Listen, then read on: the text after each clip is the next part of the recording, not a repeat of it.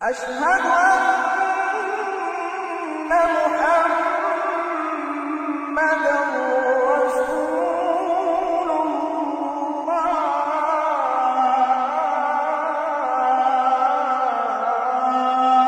آئین پاکستان کی چیر پھاڑ 1947 میں ہندوستان انگریز سے آزادی حاصل کرنے میں کامیاب ہو گیا، لیکن اب وہ دو ممالک بھارت اور پاکستان میں تقسیم ہو گیا۔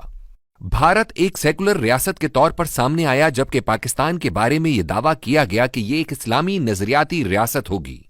بھارت جلد ہی ایک آئین بنانے میں کامیاب ہو گیا، لیکن پاکستان 1956 تک یعنی 9 سال ایک بے آئین سرزمین ہی رہا۔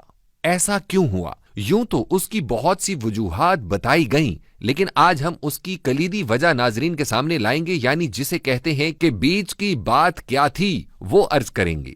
پنڈت نہرو کے اس اعلان کے بعد کہ آزادی کے فوراً بعد ہم بھارت سے جاگیرداری نظام ختم کر دیں گے، تمام مسلمان جاگیردار جو پہلے کانگریس میں تھے اور تقسیم ہند کے خلاف تھے، مسلم لیگ میں در آئے اور پاکستان کے مطالبے میں شامل ہو گئے۔ قیام پاکستان کے بعد انہوں نے پاکستان کی سیاست میں حصہ لینا شروع کر دیا اور مسلم لیگ کی قیادت میں مرکزی حیثیت حاصل کر لی۔ پھر یہ کہ وہ بیوروکریسی جسے انگریز نے ہندوستان پر اپنا تسلط اور حکمرانی مضبوط کرنے کے لیے تیار کیا تھا، اس نے سرکاری معاملات کو اپنے ہاتھ میں لے لیا۔ ان کی بڑی اکثریت مغربی پاکستان سے تعلق رکھتی تھی، لیکن مشرقی پاکستان کی آبادی مغربی پاکستان سے زیادہ تھی، لہٰذا جو آئین بھی بنتا اس میں آبادی کے زیادہ ہونے کی بنیاد پر مشرقی پاکستان کو مغربی پاکستان پر سبقت اور برتری حاصل ہوتی۔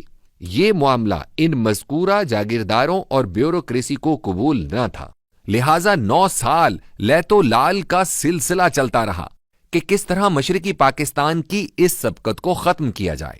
لہٰذا منصوبہ سازوں کو یہ ترکیب سوجھی کہ مغربی پاکستان میں صوبے ختم کر کے 1 یونٹ قائم کیا جائے اور مشرقی پاکستان اور مغربی پاکستان کو ایک ایک یونٹ قرار دے کر دونوں کی حیثیت مساوی کر دی جائے، اور پھر ایک ایسا آئین بنایا جائے جس میں کسی ایک یونٹ کو آبادی کی بنیاد پر دوسرے یونٹ پر سبقت یا برتری حاصل نہ ہو۔ یوں مشرقی پاکستان کی سبقت کو ختم کیا جا سکے گا۔ لہٰذا 30 ستمبر 1955 میں مغربی پاکستان کے صوبے ختم کر کے 1 یونٹ بنا دیا گیا، لہٰذا رکاوٹ ختم ہو گئی۔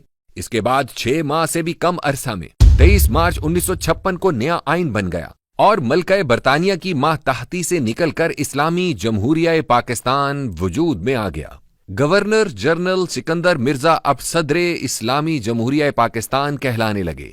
یہاں یہ کہانی تو ختم ہو جاتی ہے کہ پاکستان 9 سال تک آئین کیوں نہ بنا سکا، لیکن ابھی ہماری مصیبت ختم نہیں ہوئی تھی، اس لیے کہ 1956 کے آئین سے جو اندرون ملک مفاد پرست عناصر اپنے مقصد میں کامیاب ہوئے تھے اور اس سیاسی عدم استحکام کے ختم ہونے کے امکانات پیدا ہوئے تھے جس سے بار بار وزیر اعظم تبدیل ہو رہے تھے، البتہ بیرونی طور پر پاکستان کو کنٹرول کرنے والے عناصر ابھی اپنے مقاصد حاصل نہیں کر سکے تھے۔ یہ وہ بیرونی قوتیں تھیں جنہیں لیاقت علی خان کے امریکہ کے دورے اور وہاں طے پا جانے والے معاملات نے بہت مضبوط کر دیا تھا۔ جنرل ایوب خان لیاقت علی خان کے اسی امریکی دورے کی پیداوار تھے، جنہیں اس دورے کے بعد پے در پے ترقیاں دے کر آرمی چیف بنا دیا گیا تھا۔ 1958 میں امریکہ کے دورے سے واپسی پر آرمی چیف ایوب خان نے 2.5 سالہ ننھے منھے آئین کو اپنے بھاری بھرکم فوجی بوٹوں تلے کچل دیا اور 1956 کا آئین دم توڑ گیا۔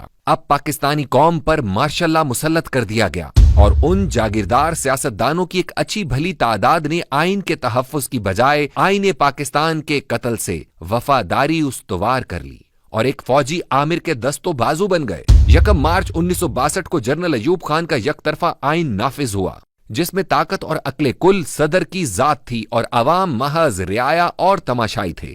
ستم ظریفی یہ ہے کہ اس آئین کی تیاری کے لیے بنائے گئے کمیشن کی سربراہی سابق چیف جسٹس شہاب الدین کر رہے تھے اور اس کمیشن کے ایک ممبر جناب ذوالفقار علی بھٹو بھی تھے۔ ایوب خان کے دور میں امریکہ نے مدد کی، پاکستانی صنعت نے بہت ترقی کی۔ ایوب خان سمجھ رہے تھے کہ امریکہ یہ سب کچھ پاکستان یا ان کی ذات یعنی ایوب خان سے محبت میں کر رہا ہے، لیکن جلد ان کی غلط فہمی دور ہو گئی اور انہوں نے فرینڈز ناٹ ماسٹرز لکھ ماری، لیکن پلوں کے نیچے سے بہت سا پانی گزر چکا تھا۔ ایوب خان کے خلاف تحریک کے بارے میں بعد میں انکشاف ہوا کہ امریکہ اس تحریک کی پشت پر تھا۔ بہرحال ایوب خان کو اقتدار سے رخصت ہونا پڑا۔ लेकिन उसने अपने बनाए हुए आइन को पांव तले रोंदते हुए इक्तदार स्पीकर को मुंतकिल करने की बजाय आर्मी चीफ याह्या खान को मुंतकिल कर दिया। गोया दूसरा आइन भी जां बहक हो गया। नए इंतखाबात एक आर्जी आइन के तहत हुए, लेकिन जीतने वाली जमात को इक्तदार मुंतकिल ना करने पर 1971 में मुल्क दो लख्त हो गया।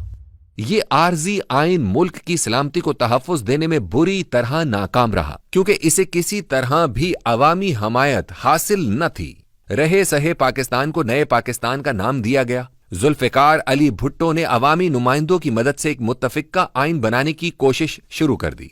आइन साजी का मुनासिब बल्कि सही तरीका यही था। 1973 में एक मुत्तफ़िक़ा आइन बन गया। इनफरादी सतह पर चंद अफराद के सिवा सब छोटी बड़ी सियासी जमातों ने इस आइन पर दस्तखत कर दिए। भुट्टो बड़े फख्र का इजहार करते थे कि वो एक मुत्तफ़िक़ा आइन बनाने में कामयाब हुए हैं, और ये बात काबिले फख्र थी भी। लेकिन चंद माह में उन्होंने इस आइन में असेंबली में अपनी अक्सरियत की बुनियाद पर 7 तरामीम कर दी।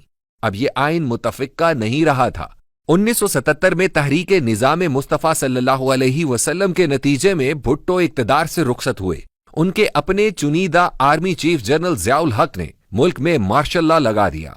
अब पाकिस्तान में आइन के साथ एक दूसरी तरह का खिलवाड़ शुरू हुआ। ज़ाहिरी तौर पर आइन को खत्म तो ना किया गया, बल्कि आइन की उन शिकायत को मुअत्तल कर दिया गया जो नए हुक्मरान ज़ियाउल हक की हुक्मरानी में हायल हो सकती थी। गोया आइन भी मुबैयना तौर पर जिंदा रहा और मार्शल लॉ भी लग गया। जनरल ज़ियाउल हक ने 11 साल हुकूमत की। वो कहा करते थे कि जितने मार्शल लॉ लगने थे लग चुके, अब किसी नए मार्शल लॉ का पाकिस्तान मुतहम्मिल नहीं हो सकता और पाकिस्तान को अपना वजूद कायम रखना मुश्किल हो जाएगा। ज़ियाउल हक के बाद 11 साल तक जमहूरी हुकूमतें रहीं, जिन्हें सिविल हुकूमतें कहना ज्यादा मुनासिब होगा। ये सिविल हुकूमतें भी आइन से छेड़छाड़ करती रहीं। हर फौजी और सिविल हुक्मरान आइन को यूं तोड़ना मरोड़ना चाहता था जिससे उसकी हुकूमत को किसी तरह दवाम हासिल हो। दुनिया भर के जमहूरी ममालिक में आइन को जो तकद्दुस हासिल है वो कभी आइन पाकिस्तान को हासिल ना हो सका।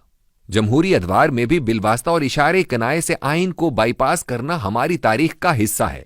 12 अक्टूबर 1999 को आइन पर फिर अस्करी हमला हुआ। जनरल परवेज मुशर्रफ बरसरे इक्तदार आ गए। आइन के हवाले से हीला साजी में उन्होंने एक कदम और आगे बढ़ाया और चीफ मार्शल लॉ एडमिनिस्ट्रेटर की बजाय सिर्फ चीफ एग्जेक्टिव का साबिका अपने नाम के साथ लगाया। एक बार फिर आइन को कत्ल करके जिंदा है आइन जिंदा है का नारा जोरदार अंदाज से लगाया गया। आला अदलिया ने एक मर्तबा फिर नजरिया जरूरत को जिंदा करके आइन शिकन को तकवीयत बख्शी। मुशर्रफ के बाद हुकूमत फिर अवाम को मुंतकिल हुई। एक बार फिर आइन के साथ बिलवास्ता छेड़छाड़ शुरू हुई, लेकिन इस मर्तबा ये बढ़ते बढ़ते अब एक बिला वास्ता शक्ल इख्तियार कर गई है, बल्कि वाज़े और ऐलानिया तौर पर आइन शिकनी की नौबत आ गई है। हुआ यूं कि 2018 में मुंतखब होने वाली हुकूमत को उस वक्त की अपोजिशन ने सिलेक्टेड हुकूमत कहा और जोर आजमाई शुरू हो गई। याद रहे कि पाकिस्तान में कोई एक हुकूमत भी आज तक ऐसी कायम नहीं हुई है जिसके सर पर स्टैब्लिशमेंट का दस्ते शफकत ना हो। 2018 में इमरान खान की जमात तहरीक इंसाफ को भी हस्बे मामूल ये सहूलत हासिल थी।